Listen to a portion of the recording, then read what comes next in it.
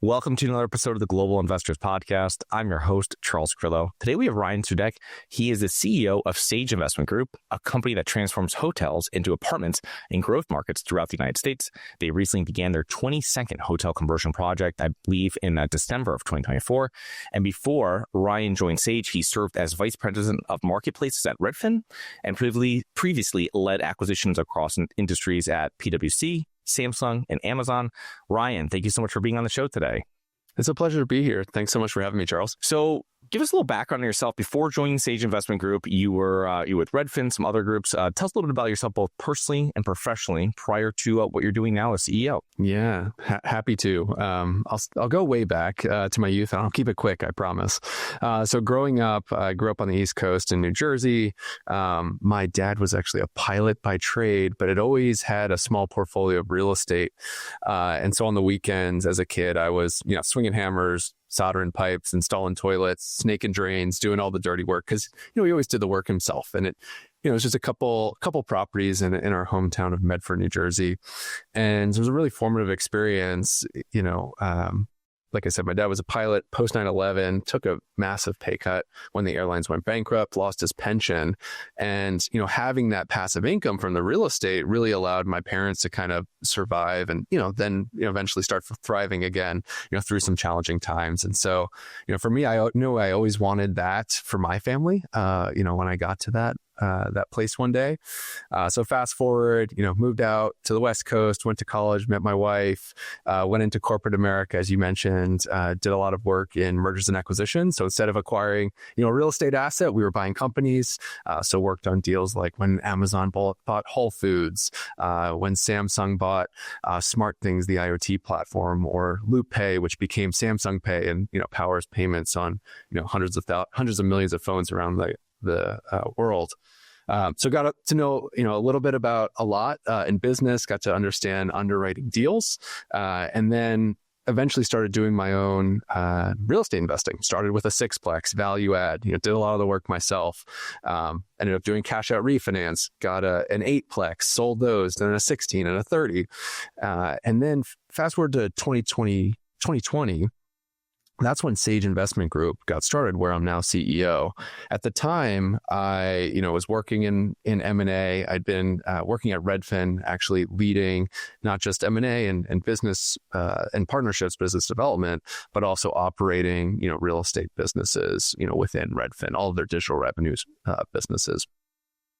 And as Sage came together, I went fully passive with my investing. So I took my 16-unit and my 30-unit property, moved it into Sage's fund as we were getting started in exchange for shares, and then just became a passive LP in Sage's Evergreen Fund.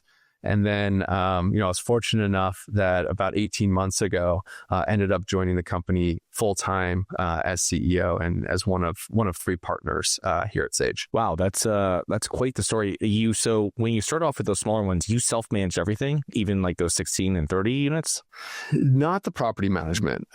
Certainly the construction management up front, I was doing myself. But I leave it to the experts to handle, screening tenants and collecting rent checks and dealing with the overflowing toilets in the middle of the night. It's the same thing we do at Sage today.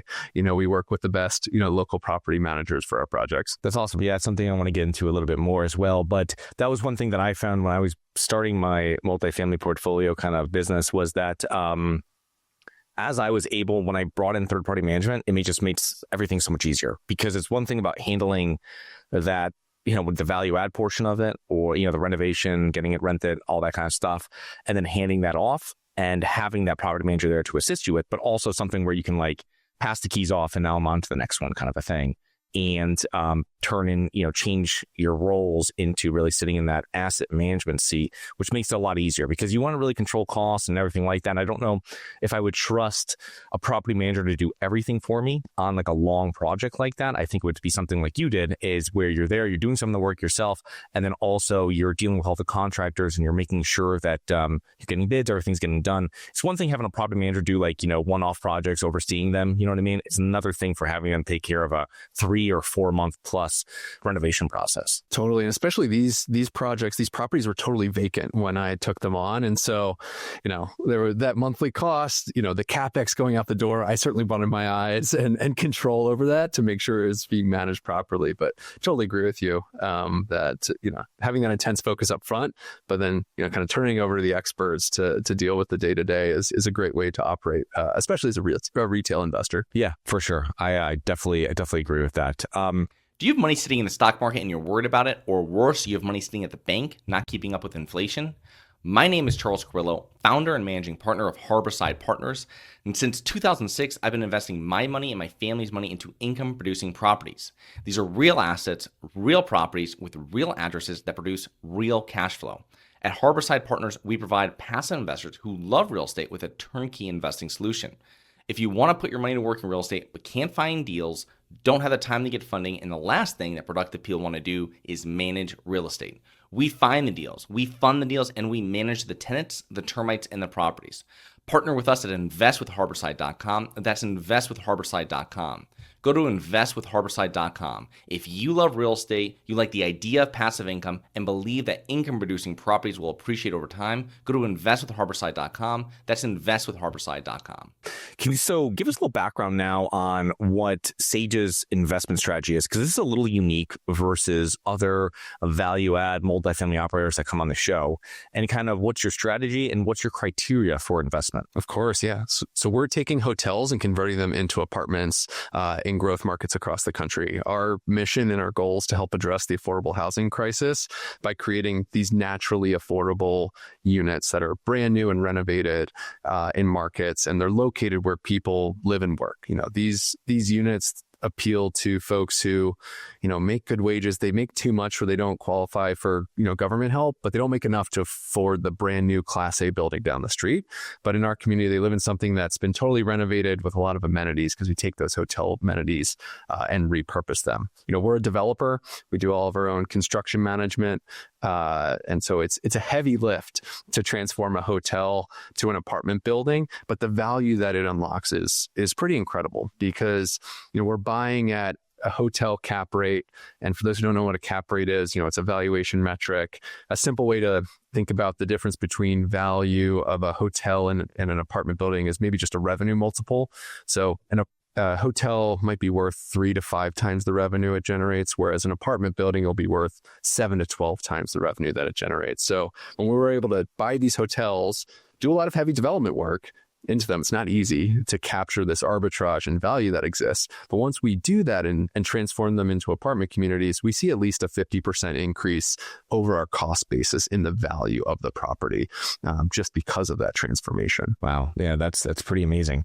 So when you're looking at different properties, what does a typical hotel acquisition look like for Sage? What are some of the important elements that need to be present for a hotel conversion deal to make sense and to work out for you guys? We want to have enough units on site that we can have, or units in the property that we can have on-site management, that we can get scale over our construction costs. So on the low end, we're looking for properties with at least 100 units. On the high end, 200 units. And we typically don't go higher than 200 units because we don't want to oversaturate the market with studio housing. We're typically taking whatever the hotel gives us. If they're just, typical hotel rooms, a studio, right?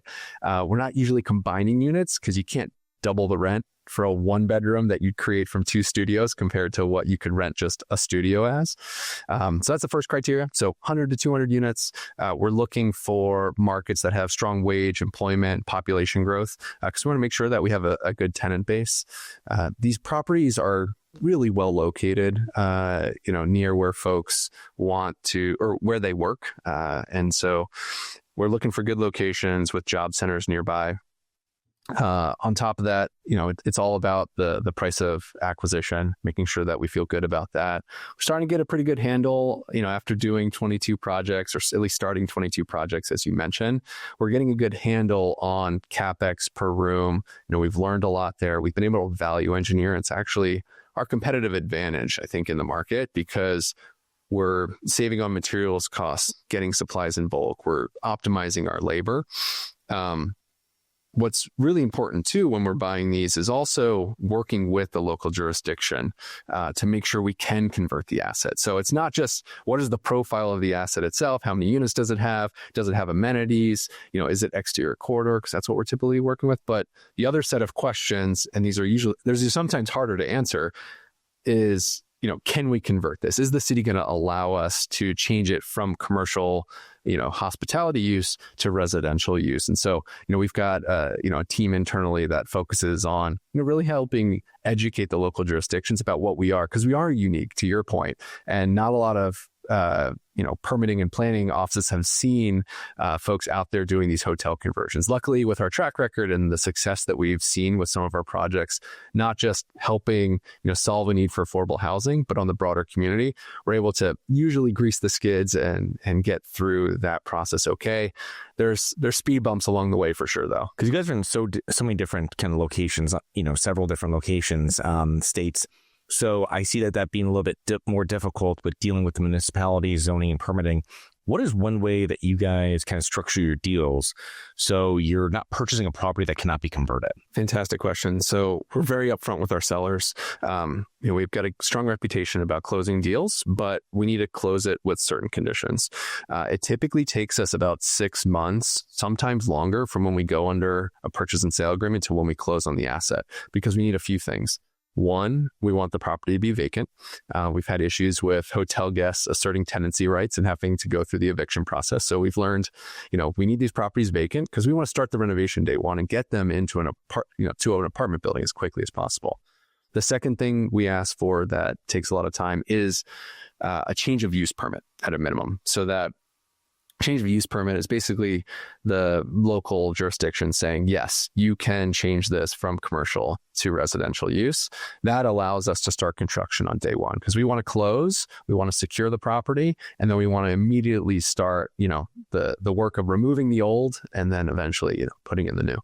So when I've spoken to contractors who have, worked on hotel conversion projects, and they've told me that it usually costs tens of thousands of dollars per unit to perform a conversion, they're saying mainly the electrical is extremely expensive. What does your inspection due diligence process consist of? Since, construction budgeting is really paramount to this whole thing working. It's not just like we're going and spending a few $1,000s and we can do that month 12 or month 36, during a value add process. We're doing this all in the first 6 to 12 months, I would imagine. That's right. We need to do all the infrastructure work up front. And electrical, like you mentioned, is hugely important. Typically, we're adding new sub panels into the units. Sometimes we have to upgrade the service that's coming into the building. But again, this is where we've been able to value engineer quite a bit. And let's take Washington, the state of Washington, where I'm located. Our average electrical scope for adding that new sub panel is about $3,900 to $4,000. Retail, that's at least a $13,000 line item on the bid. And that's because, we're getting the supplies, but we're also using the right labor. We don't need the master electrician to pull out the old wires, but we certainly need that master electrician to put in the new ones. So simple, it sounds maybe simplified, but that does help us keep costs down. Fire suppression is another big line item for us. If there aren't sprinklers in the building, typically we have to add them to bring them up to the residential code. So yeah, those are just some of the early things for us. You talked about the tens of thousands of dollars in construction costs. That's accurate, right? Especially we want these properties to feel and be new for all intents and purposes. The bones in the inside are old, but we're replacing, casework, doors, windows, flooring, fixtures, the whole 9 yards. And we're usually adding kitchens as well. So we typically spend, anywhere from, on average, $37,000 to $45,000 per door in renovation costs. And that includes all the amenities and the infrastructure that we were talking about earlier. There are some projects that break that mold where if it's a newer build, we might spend $12,000 to $15,000 just on more cosmetics if it has a lot of the infrastructure already. Yeah, it's one of the things that people leave out. It sounds like when people, after COVID and stuff, people are all talking about offices to residential, and you're like, that sounds great. That's a great thing to talk about. But when you think of it, of how an office building is laid out, you know what I mean? What are you just going to have apartments without windows in it? You're going to have, there's no plumbing to all these. It's like centrally going up and down on these certain places in the building. So it's it's a kind of a contractor nightmare, you know what I mean, of how you're going to do it. And I see it's not as bad with the hotels, but it's always something that, you go into a regular hotel, there's not plumbing usually in one side of it. It's usually on the other side, electrical. It's not made for putting in, ovens and stoves and stuff like that. And then you look and you're, okay, this is where all the costs are coming in. And, one thing I was thinking about when you're doing this, and being in, these different stages that I've mentioned before, is when you start a project, obviously you're going to have a team on the ground that I imagine that you vet, that what team what is your kind of in-house team? Do you have part of that that's going out kind of on site almost and in that market until the project's over? And kind of talk a little bit about that if you don't mind, because this is a huge undertaking. We're like majorly renovating 100 to 200 units. Yeah, there's two critical teams that make sure our projects operate successfully. Actually, I'd say three. It starts with the acquisitions team and the diligence. You asked earlier about the diligence we do. We're doing full, solar scopes. We're doing, infrared scanning. We're sometimes doing invasive, getting behind walls to try to figure out where the infrastructure is. But certainly acquisitions diligence upfront is critical. These are existing structures. We've certainly had surprises in the past. I feel like the unknown unknowns has gone from here to here. And so we know what to look out for. So we try to accomplish that up front. Then we've got our planning team. That's kind of the second of the three teams that I'd say that's so critical. Coming in, making sure we can get permits like we were talking about earlier, so we can start on the projects. And we understand, what requirements we're going to be held to from an energy code perspective, et cetera. The third group is our construction management team. So we have an in-house construction management team led by an industry vet with a couple decades of experience. And those are the folks that are, going out to market, triple bidding to get 3 bids from general contractors on the ground, having a fixed bid, having a robust scope of work with, that's informed by good functional design, and our asset management team coming in to help us build to the market and the specs in the market. Once we kick the project off and we close, it's that construction management team that's, checking in on the contractors on a weekly basis, getting out to the projects.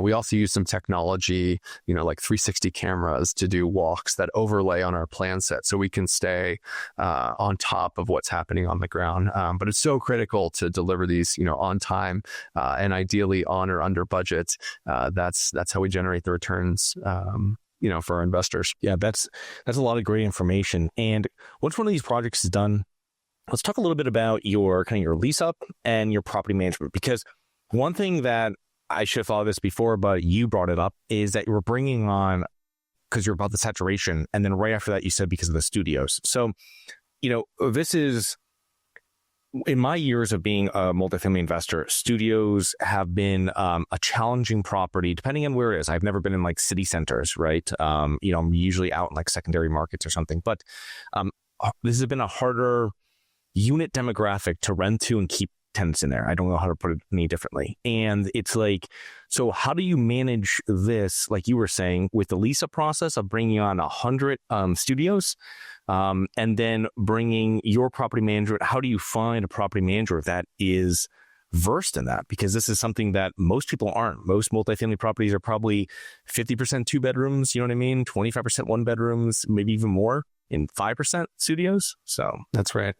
When we go into a new market, we interview 5+ property managers to try to find the folks that understand those that are seeking workforce housing, attainable housing. There's so many different monikers for it. Naturally affordable housing, lowercase a affordable, whatever you want to call it. We do try to find the property managers that have experience with those type of communities.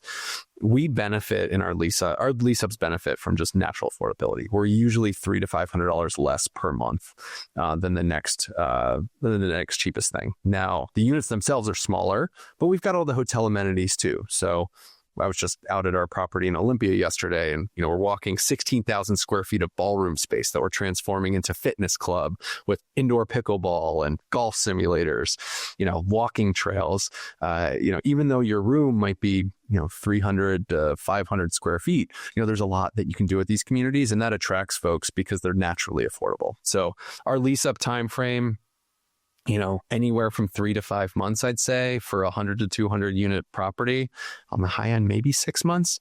There's been some weeks, for example, last year, one of our properties in Tacoma last spring, it was 109 units. We signed 19 leases in 1 week, which actually gave us pause and said, well, maybe we need to adjust our pricing here a little bit. But just the response is pretty incredible during lease up.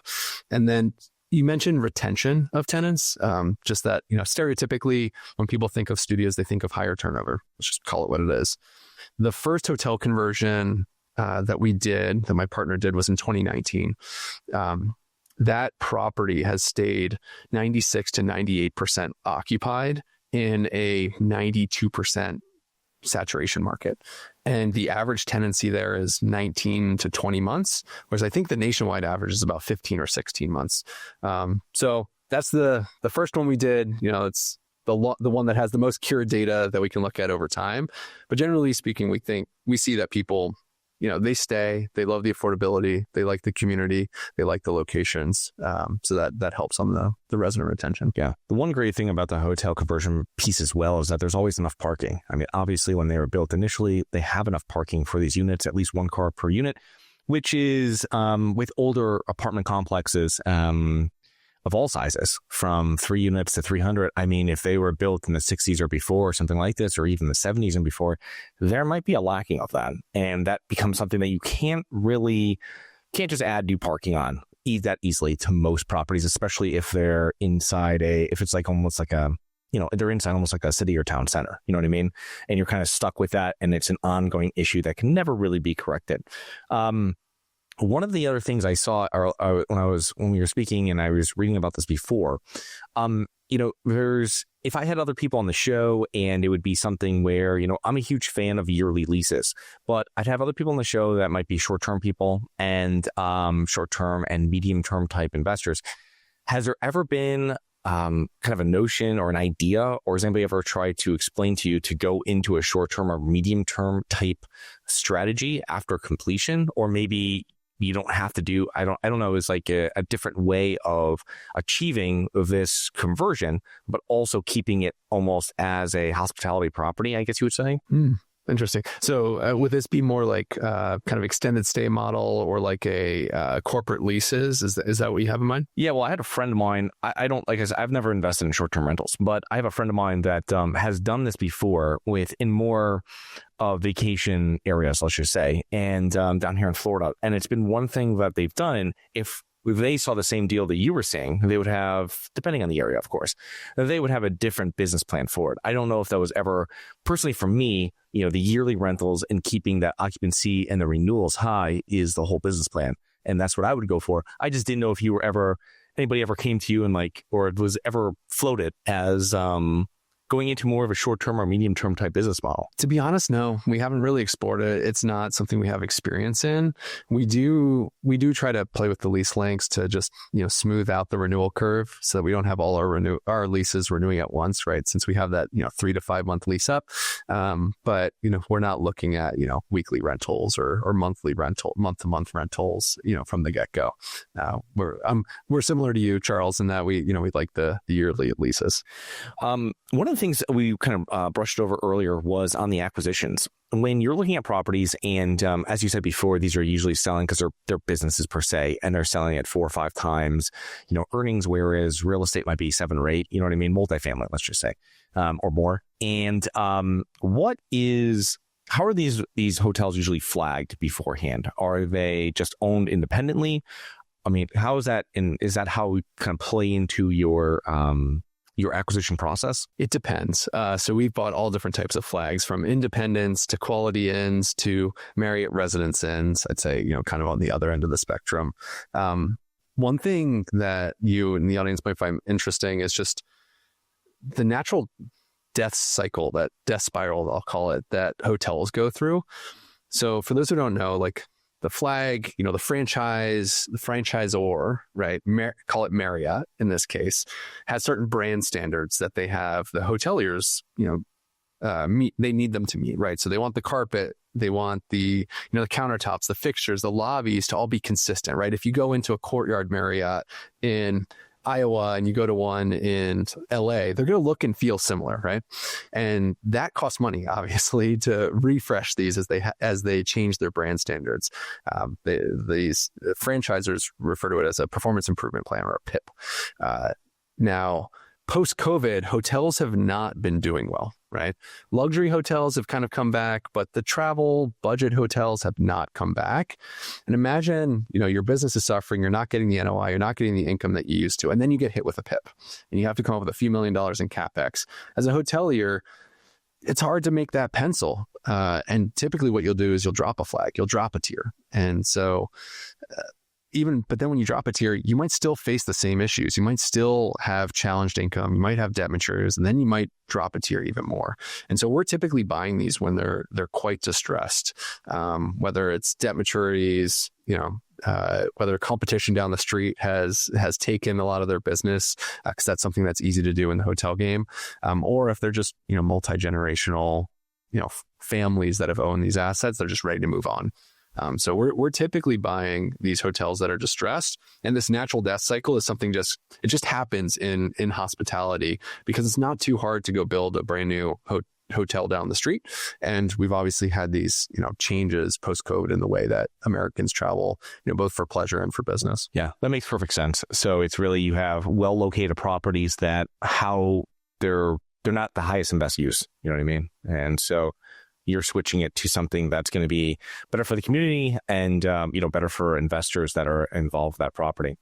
What are some of the common mistakes operators make, let's say, when they're converting hotels to apartments? And I know you've learned from a lot of your mistakes. As you said, you changed everything around from closing up that inspection box and the unknowns. But have there been other mistakes maybe you've seen that you guys have made, or other operators in the space have made, that is really something that a normal apartment investor buying something that's already a multifamily property might not even be aware of if they were going to do the same thing? Yeah, there are a few. One is, I think the one that folks make most commonly is certainly overpaying on the acquisition. That's not just in hotel conversions. People overpay all the time. The second is underestimating the CapEx. These are expensive projects that take a lot of work. And we've picked up some distressed properties from other folks who have tried to convert, and the most recent one that we picked up, our construction budget is 5 times what theirs was. Like, we saw their original underwriting. And so, folks think, they see the underlying fundamentals of the dislocation in value between hotels and apartments, and they think they can do it, and it's going to be like a value add. It's not, especially when the jurisdictions come in. And so that's kind of the third challenge. Got to make sure you can have change of use. You're not going to get your building permit and, as a multifamily, to be able to do these updates unless you have that. And that takes time and it takes education. And so I've also seen other projects out there that have been kind of languishing and working their way through the permitting process for 12 months. And man, if you've got a loan on that project or you've got stale equity, that's a huge drag on your project. So we won't buy them. And now we've bought ones in the past where we haven't had permits in place, and we've suffered through them, or maybe we've made it as an intentional decision and we've kind of understood the risk because we were able to negotiate and kind of mitigate that risk through some other, financial means. So that's another category. I think, one is also just doing projects that are too large, oversaturating the market. Lease up velocity is so critical. One thing that we do to try to mitigate that is, opening in phases. So whether that's floor by floor, building by building, we try to release units in waves so that everything's not all delivering at once. I'd say, the last thing is just making sure that the hotels are vacant before you start, and just jumping right in. Don't try to manage hotel operations alongside unit turns. I think other groups that I've talked to try to do that to have some revenue coming in. It makes it complicated for your contractors. It's not a great tenant or hotel guest experience.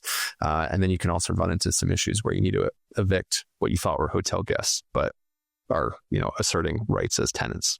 Yeah, especially if you've already changed the use of the property, and now they're saying, well, now we're tenants. Yeah, we can see that. Exactly. One last thing before I give you the floor about telling us about yourself and Sage and how we can contact you is these being tens of thousands of dollars, as we said, $30,000, $50,000 a unit. How are these deals usually capitalized? I mean, how much are you taking on debt? And are you raising all of this CapEx up front? Because I would imagine the cost of the unit and the cost of your renovation is probably, it's probably 50-50 out of the whole cost of the project, right? Yeah, you're spot on.